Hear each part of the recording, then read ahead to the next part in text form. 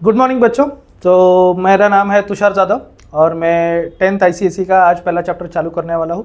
तो 10th ICSE का पहला चैप्टर है फोर्स। तो फोर्स चालू करने से पहले, ये चैप्टर के एक्चुअल आपका सिलेबस चालू करने से पहले तो हम एक शॉर्ट रिवीजन लेते हैं कि फोर्स होता क्या है, उसके यूनिट्स देखेंगे और कैसे आता है फोर्स, न्यूटन सेकंड लॉ से कैसे आता है और उसके इक्वेशंस वगैरह है, सब देखेंगे। And will actually start with the जो मेरा लेक्चर है फोर्स के बारे में या आपके सिलेबस के हिसाब से अगले लेक्चर से हम स्टार्ट करेंगे। पहले बस आज रिवीजन देखेंगे, क्योंकि क्या हो जाता है कि सर फोर्स के यूनिट्स कैसे आते हैं, कन्वर्जेंस कैसे आते हैं, KGF कैसा है, ग्राम फोर्स कैसा है और एक्चुअल यूनिट्स कैसे आते हैं, तो थोड़ा बहुत समझना ज़रूरी है। तो इसके हिसाब से ये लेक्चर, पहला जो लेक्चर मैंने एक रिवीजन के साथ और थोड़ा इनसाइट्स देने के साथ मैंने ये लेक्चर बनाया है। तो देखते हैं पहले फोर्स। फोर्स होता क्या है, व्हाट इज फोर्स?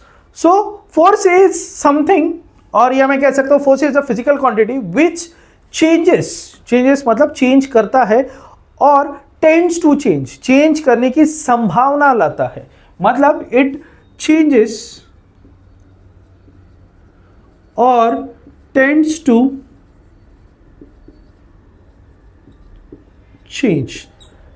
चेंज। क्या चेंज लाता है? चेंज शेप और साइज और स्टेट ऑफ बॉडी। ओके, मतलब देखते हैं पहले कि ये बॉडी के शेप, साइज और स्टेट में चेंज लाता है। तो देखते हैं शेप क्या है मेरा, how it changes it shape. तो पहले देखते हैं, सपोज ये मेरा सोने का टुकड़ा है या मैं सिल्वर या गोल्ड का ये ब्लॉक है। ओके, गोल्ड का ब्लॉक लेते हैं सर, गोल्ड का ब्लॉक लेते हैं और इसको मुझे प्लेट, मतलब ऐसा मत चेन बनानी है या प्लेट बनाना है, तो मैं इसको क्या करूंगा, मार के इसका प्लेट बनाऊंगा। मतलब क्या किया, गोल्ड के ब्लॉक को मैंने मार के, मतलब फोर्स लगा के मैंने इसको प्लेट में कन्वर्ट कर दिया।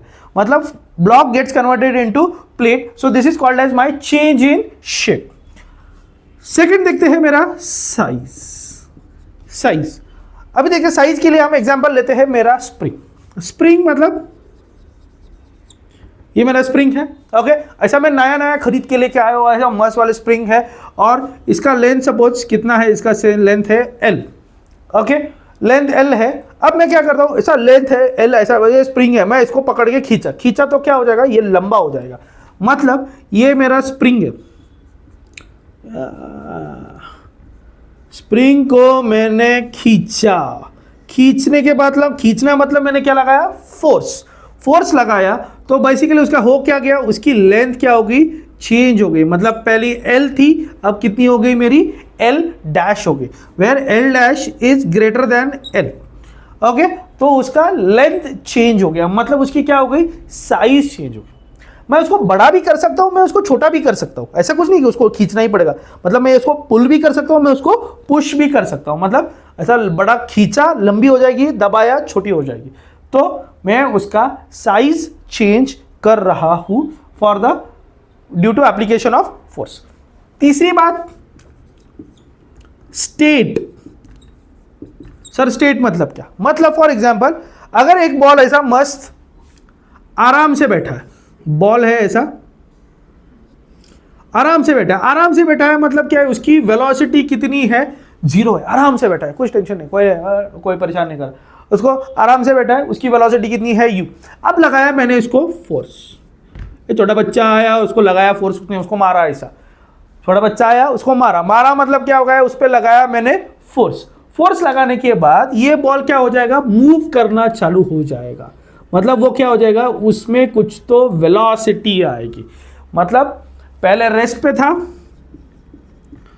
अब क्या हो गया, मोशन में आ गया। It goes from rest motion, state of rest to state of motion.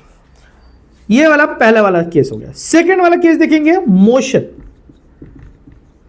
मतलब बॉल पहले से ही कुछ मूव कर रहा है, बॉल को कुछ पहले से ही वेलोसिटी, अरे भाई एकदम वेलोसिटी के साथ, कुछ वेलोसिटी के साथ मूव कर रहा है पहले से ही, ओके।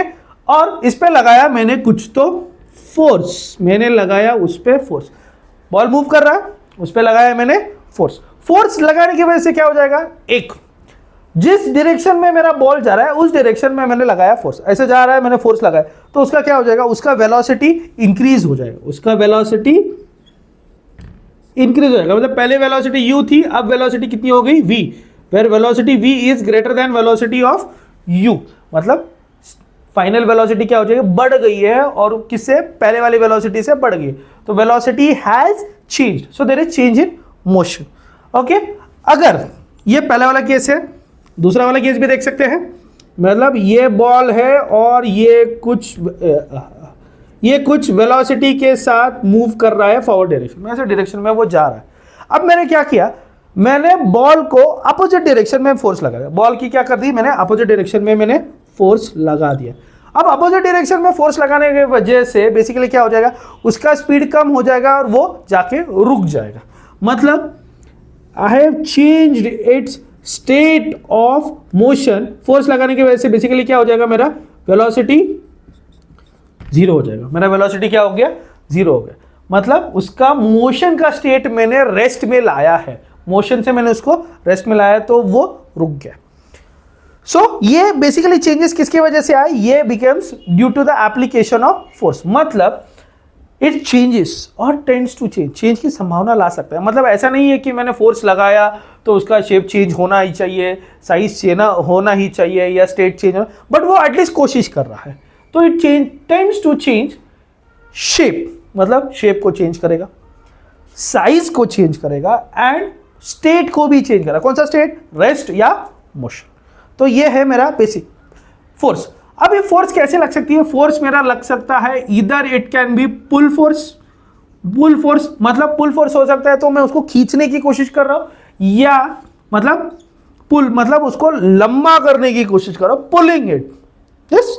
एंड दूसरा हो सकता है मेरा पुश भी हो सकता है, I am trying to reduce its length, that is called as push force. ये पुल फोर्स है और ये मेरा पुश फोर्स, मतलब ये बॉडी देखी गई, मैं इसको लंबा करने की कोशिश कर रहा हूं तो दिस इज माय पुल, और ये बॉडी देखी गई और इसको मैं छोटा करने की कोशिश कर रहा हूं तो this becomes my push force, ठीक है। तो आपको लिखना है तो लिख लो, हमेशा याद रखना है कि आपको वीडियो पॉज करके उसको नोट डाउन करना है, पॉज करके वीडियो नोट डाउन कीजिए, जितना भी है सब नोट डाउन कीजिए एंड फिर अगेन आगे चालू कर सकते हैं, ठीक है, got it. Now let's see, करो आप, यस, 1 2 3। अब देखते हैं कि फोर्स और एक्सेलरेशन का क्या रिलेशन है। तो ये रिलेशन भाई किसने दिया था, न्यूटन ने दिया था। न्यूटन ने क्या बोला, तो पहले फर्स्ट लॉ देखते हैं। फर्स्ट लॉ न्यूटन ने क्या कहा था, body will remain in the state of, body क्या रहेगी, body will remain in the state of rest और in the state of motion, मतलब स्ट्रेट आराम से बैठेगी रहेगी या मोशन में रहेगी, motion along a straight line with same velocity, motion along a straight line with same velocity until and unless it is acted upon by some force, मतलब body आराम से बैठी रहेगी या मोशन में जाएगी स्ट्रेट लाइन में जब तक आप उसको फोर्स लगाते नहीं हो, ठीक है। अब सेकंड देखेंगे, सेकंड लॉ क्या कहता है न्यूटन के सेकंड लॉ ने,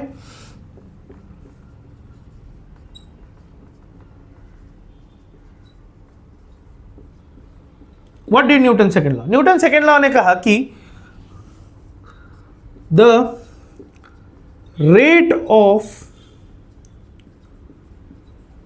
change of momentum, rate of change of momentum is directly proportional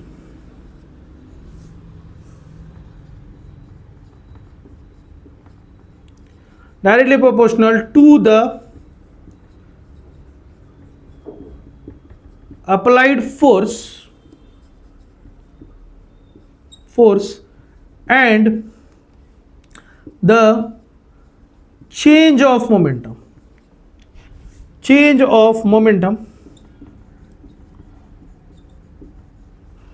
takes place in the direction of applied force. Okay, so Newton ने कहा कि the rate of change of momentum is directly proportional to applied force and applied force and the change of momentum takes place in the direction of the applied force. ये Newton second law है. तो इसमें देखेंगे क्या, basically हम सबसे पहले देखेंगे कि मोमेंटम क्या है.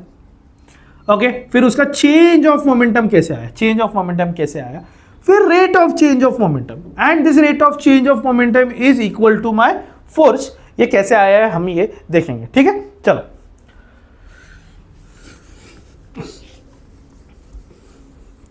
तो let's understand with the help of a small example मतलब फॉर एग्जाम्पल कि ये सपोज एक फ्लोर है और फ्लोर पे एक बॉल कंसिडर किया है. सपोज बॉल का मास m है, बॉल का मास कितना है, m है, एंड बॉल कुछ इनिशियल वेलोसिटी u के साथ मूव कर रहा है. u के साथ मेरा क्या हो रहा है, मूव कर रहा है इन दिस डायरेक्शन. तो u मेरा जनरली देखा जाए तो u मेरा वेक्टर क्वांटिटी है. वेक्टर क्वांटिटी मतलब क्या है, it will give you magnitude as well as direction. कोई भी वेक्टर रहेगा तो उसमें दो क्वांटिटीज होती है, एक तो उसका मैग्नीट्यूड भी रहेगा और उसका क्या रहेगा, डायरेक्शन भी रहेगा. तो it is moving with some magnitude that is velocity u और उसकी डायरेक्शन भी है, it is moving in forward direction along a straight line. Okay, अब इसका मोमेंटम क्या आएगा, इसका मोमेंटम अगर देखा जाए इनिशियल मोमेंटम क्या लिखेंगे हम, इनिशियल मोमेंटम कितना है, इनिशियल मोमेंटम लिखते हैं PI लिखते हैं, that is equal to mass into velocity. अब मैं इस पे लगाता हूं कुछ तो फोर्स लगाने की वजह से सेम डायरेक्शन, जिस डायरेक्शन में मेरा वेलोसिटी है उसी डायरेक्शन में मैं फोर्स लगाता हूं. और फोर्स मेरा क्या है, force is also my vector quantity, देखेंगे आगे. तो force is also a vector quantity. तो उस डायरेक्शन में मैंने फोर्स लगाया. फोर्स लगाने की वजह से क्या हो जाएगा, बॉल का स्पीड इंक्रीज हो जाएगा. बॉल का स्पीड क्या हो गया, इंक्रीज. मतलब ये उसका मास है, मास सेम रहेगा, मास मेरा सेम रहेगा, बट उसकी वेलोसिटी थी u, तो अब कितनी हो गई, वेलोसिटी हो गई v. वेलोसिटी क्या हो गई, v. ये मेरा फाइनल वेलोसिटी हुआ. तो मेरा फाइनल मोमेंटम क्या आएगा, फाइनल मोमेंटम क्या है मेरा, mass into velocity. Final momentum PF is equal to क्या आएगा, mass into velocity. Okay, this is my final momentum. Change in momentum क्या आएगा मेरा, change in momentum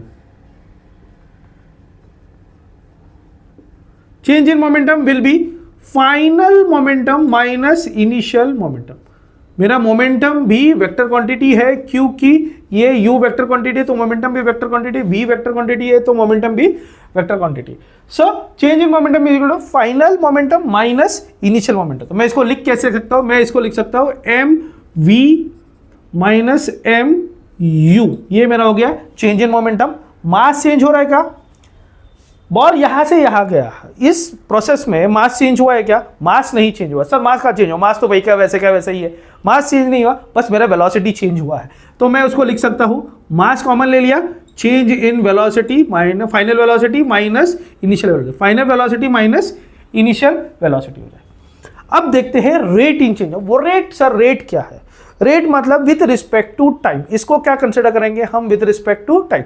change with respect to time मतलब suppose ये वेलोसिटी u कितने time पे है, टाइम t1 पे है. फोर्स लगाने के बाद उसकी वेलोसिटी चेंज होगी, and let's take that happened in the time t2. So rate of change of momentum, rate of change of momentum is equal to मेरा क्या आ जाएगा, PF फाइनल मतलब change in momentum with respect to change in time.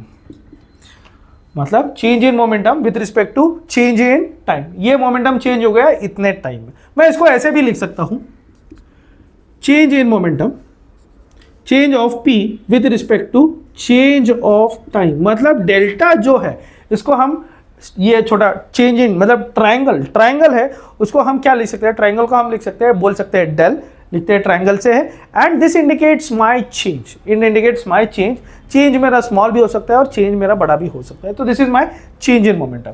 अब change in momentum लिख सकते हैं हम उसको डेल्टा मोमेंटम p की जगह चेंज इन मोमेंटम, मतलब ये चेंज इन मोमेंटम है, ये चेंज इन मोमेंटम है, चेंज इन मोमेंटम की जगह हम ये भी लिख सकते हैं, that will be equal to ऐसे नहीं लिखते हैं, लिखते हैं m v minus u divided by delta T.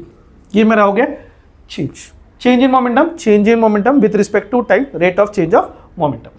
तो ये चेंज इन है delta v final velocity v minus initial velocity u, इसको हम ऐसे भी लिख सकते हैं m delta v vector minus delta t।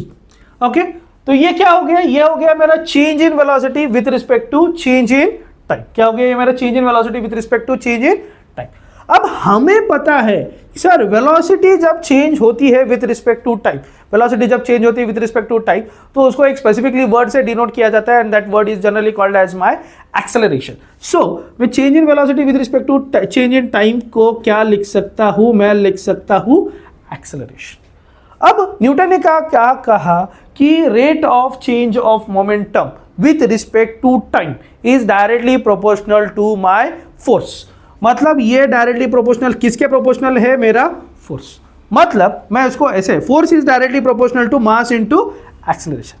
अब मैं उसको ऐसे भी लिख सकता हूं कि अगर ये मुझे प्रोपोर्शनलिटी कांस्टेंट ऑफ, ये प्रोपोर्शनलिटी का जो साइन है ये निकालना है, तो मुझे क्या डालना पड़ेगा, मुझे एक कांस्टेंट ऑफ प्रोपोर्शनलिटी डालना पड़ेगा, and that constant of proportionality is equal to, मैंने डाल दिया constant of proportionality, that is my K is equal to mass into acceleration. Okay, तो ये क्या है, मेरा कांस्टेंट ऑफ प्रोपोर्शनैलिटी है।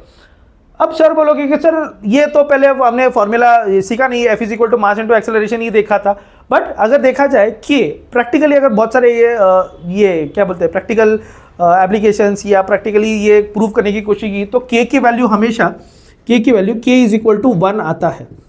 सो हमारा फॉर्मूला क्या हो जाता है, force is equal to mass into acceleration. ये मेरा अंडरस्टैंडिंग। अब सर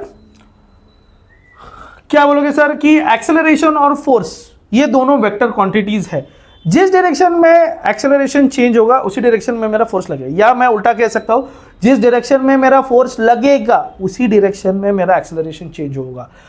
ये दोनों की डायरेक्शन मेरी हमेशा सेम रहेगी। मतलब ये लगाया ये है मेरा बॉल जिसका मास है m और उस पर लगाया है फोर्स। अब ये फोर्स और चेंज इन वेलोसिटी मेरा दोनों सेम डायरेक्शन में ही आएगा। Okay, so the second part of the जो न्यूटन का सेकेंड लॉ का सेकेंड पार्ट है, the change of momentum takes place in the same direction in which the force acts. तो ये मेरा है इक्वेशन। तो अगर मैं डायरेक्शन नहीं कंसिडर करता हूं तो भी ये आएगा force is equal to mass into acceleration. Okay, ठीक है, आपको लिखना है तो लिख लीजिए, यस, नोट्स के हिसाब से। चलो करते हैं चेंज। ओके, अब देखेंगे यूनिट्स होता क्या है। ठीक है, यूनिट्स देखेंगे इसके।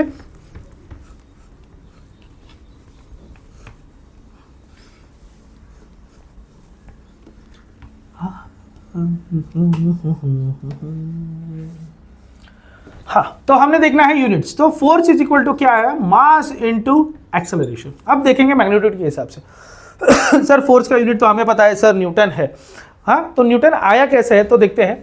तो मास का यूनिट क्या है, मास का यूनिट है मेरा केजी, और एक्सेलरेशन मतलब acceleration is change in velocity with respect to change in time. तो उसका हमने यूनिट देखा है पहले मीटर्स पर सेकेंड स्क्वायर। ये मेरा है ये मेरा फोर्स का यूनिट है, ये मेरा फोर्स का यूनिट है। एंड ये पहले यूज होता था, बाद में थोड़ा स्टैंडर्ड चेंज के बाद इसको और एक यूनिट दे दिया है, इसको और एक यूनिट असाइन कर दिया है, that this is equal to 1 kg metres per second, that is equal to 1 newton, और उसका सिंबल है कैपिटल है। तो याद रखना है, इस साइंटिस्ट का नाम है, यूनिट के लिए तो n छोटा लिखते हैं, बट सिंबल के वक्त n मेरा क्या आएगा, मेरा n कैपिटल आएगा। So 1 kg metres per second square is equal to 1 Newton. इसका कहने का मतलब क्या है, अगर मैं 1 kg का मास लेता हूं 1 kg का मास लेता हूँ और उसको मैं एक्सेलरेशन प्रोवाइड करता हूँ, एक्सेलरेशन कितना, 1 metres per second square, 1 metres per second square इतना एक्सेलरेशन करता हूँ, तो फोर्स रिक्वायर्ड कितनी होगी, तो फोर्स रिक्वायर्ड होगी मेरी 1 न्यूटन। तो 1 kg को 1 मीटर्स पर सेकेंड स्क्वायर का एक्सेलरेशन देने के लिए मुझे फोर्स कितना लगेगा, मुझे फोर्स लगेगा 1 न्यूटन। समझ में आया? यस। अब इसका थोड़ा कन्वर्जन देखेंगे। ये 1 न्यूटन ये मेरा है एसआई यूनिट, एसआई यूनिट है मेरा ये। ओके, वैसे इसका सीजीएस यूनिट भी है। इसका सीजीएस यूनिट अगर देखा जाए, CGS unit is equal to 1 dyne बोला जाता है। Okay, dyne. Okay, yes. तो इसका कन्वर्जन भी देखते हैं sir, 1 Newton is equal to कितना डाइन, हमें थोड़ा सा कन्वर्जन भी पता होना चाहिए। तो देखते हैं कन्वर्जन, देखते हैं कैसे आया। 1 Newton is equal to 1 kg metres per second square. ये सारे मेरे सीजीएस यूनिट है। केजी मेरा सीजीएस है, मीटर्स मेरा सॉरी वो केजी मेरा क्या है, एसआई यूनिट है, मीटर्स मेरा एसआई यूनिट है, सेकेंड स्क्वायर मेरा सेकेंड भी मेरा एसआई यूनिट है। तो सीजीएस में कन्वर्ट करेंगे तो केजी, 1 kg कितना ग्राम होता है, 1 kg इज इक्वल टू 1000 ग्राम। ये 1 वैसे के वैसा मल्टीप्लाइड बाय, ओके 1 वैसे के वैसा 1 मल्टीप्लाइड बाय केजी का मैंने ग्राम में कन्वर्ट कर दिया। 1 kg is equal to 1000 gram. Metre का कन्वर्जन क्या है, 1 metre is equal to 100 centimetre. और सेकेंड सीजीएस और एसआई यूनिट में मेरा सेम ही है, तो हम लिखेंगे सेकेंड स्क्वायर। तो कितना आएगा, 1 2 3 4 5 is equal to 10⁵ gram centimetre per second square. Okay, और ये जो gram centimetre per second square है, दिस इज माय ये क्या है मेरा सीजीएस यूनिट है फोर्स का, ये सीजीएस यूनिट है। तो this is equal to 1 dyne. तो मेरा प्रूफ क्या हो गया, 1 Newton is equal to 10⁵ dyne. ये कन्वर्जन आपको पता होना चाहिए, ये कन्वर्जन आपको फिक्स पता होना चाहिए। उसके बिना आपको कभी कभी कन्वर्जन लगते हैं, आपको कभी कभी गलत हो सकता है, तो इसके लिए ये कन्वर्जन आपको पता होना चाहिए। ठीक है, अब देखते हैं, लिख लो ये सब। ठीक है, लगेगा बाद में कभी, तो आगे एग्जाम्स, अगर कॉम्पिटेटिव एग्जाम्स में कभी लगेगा तो ये याद होना चाहिए कंपलसरी। ठीक है, चलो देखते हैं केजी फोर्स। करूँ ना, यस 1 2 3।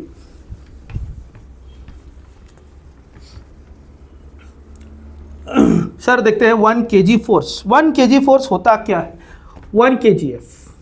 सर kgf तो हमें मूवी याद आता है, पर समझने के लिए चलो देखते हैं क्या kg फोर्स होता है, उसके लिए देखते हैं। तो प्रैक्टिकली समझते हैं। सपोज ये मेरा टेबल है, ये मेरा टेबल है, क्या है मेरा टेबल, और टेबल पे मैंने क्या कर दिया, थोड़ा आगे पीछे आया है, टेबल पे मैंने 1 किलो का मेटल बॉक्स रख दिया। मतलब 1 किलो का मैंने ऐसा सोना 1 किलो मैंने इधर रख दिया। क्या रखा मैंने इसको, सोने को 1 किलो। सर सोना 1 किलो मतलब बहुत हो गया सर, 1 किलो सोना रख दिया, मतलब आई रेट। अब ये 1 किलो सोना इस टेबल पे कितना फोर्स जनरेट करेगा, कितना फोर्स लगाएगा, मतलब मास है ये, मास कितना है इसका 1 kg। अब 1 kg इस पे फोर्स कितना लगाएगा, 1 kg फोर्स उतना ही लगाएगा जितना उसका वेट है, जितना उसका वेट है। मतलब ये उस पे लगाएगा फोर्स जितना उसका वेट है, that is equal to W। W is equal to mass into acceleration due to gravity, that is equal to acceleration due to gravity. तो मतलब 1 kg force is equal to m into g। मतलब कितना है, mass कितना है 1, but acceleration due to gravity कितना है, acceleration due to gravity is 9.81 Newton. Okay, मतलब 1 kg फोर्स है, वो आपके टेबल पे लगाएगा 9.81 न्यूटन का force. Yes, so 1 kg force generates 9.81 Newton of force. मतलब 1 Newton force is equal to 1 divided by 9.81 kgf। ऐसे भी बोल सकते हैं। ओके, आप ऐसे भी बोल सकते हो। ठीक है, चलो देखते हैं। वैसे जैसे 1 kg जनरेट करता है, सर छोटा है, मैं 1 किलो सोना नहीं कर सकता, तो मैं क्या लेके आया, मैं उसको लेके आया 1 ग्राम। कितना है मेरा 1 ग्राम फोर्स, ओके देखना है, सॉरी फोर्स नहीं लिखते हैं, 1 ग्राम। टेबल पे कितना रखा है मेरा, टेबल पे रखा है 1 ग्राम। अब 1 ग्राम कितना लगाएगा फोर्स, ये भी देखना जनरेट है। तो 1 ग्राम भी फोर्स लगाएगा, that is equal to mass into acceleration due to gravity. So 1 gram 1 GF is equal to क्या लेना है अभी, that is equal to M into G। Okay, mass कितना है मेरा 1 ग्राम। ओके, अब acceleration due to gravity, acceleration due to gravity अगर देखा जाए, एक्सेलरेशन ड्यू टू ग्रेविटी हमें पता है 9.81 मीटर्स पर सेकेंड स्क्वायर है। Okay, 9.81 metres per second square, but ग्राम के साथ मल्टीप्लाई करने के लिए मैं मीटर्स नहीं कंसिडर कर सकता, मुझे उसको किस में कन्वर्ट करना पड़ेगा, मुझे उसको सेंटीमीटर्स पर सेकेंड स्क्वायर में कन्वर्ट करना पड़ेगा। मतलब कितना हो जाएगा 9.81 इंटू मीटर का सेंटीमीटर में conversion 100 centimetres per second square, तो कितना हो जाएगा 981 सेंटीमीटर पर सेकेंड स्क्वायर। मतलब अगर देखा जाए 9.81 metres per second square is equal to 981 centimetres per second square, दोनों भी एक्सेलरेशन ड्यू टू ग्रेविटी है। तो ये वैल्यू मैं यहाँ पुट करूंगा and that will be 981 centimetres per second square. कितना हो जाएगा फिर 981 gram centimetres per second square, so that will be equal to 981 dyne. क्या आ जाएगा 1 gram force is equal to 981 dyne, या मैं कह सकता हूं 1 dyne is equal to 1 divided by 981 gram force.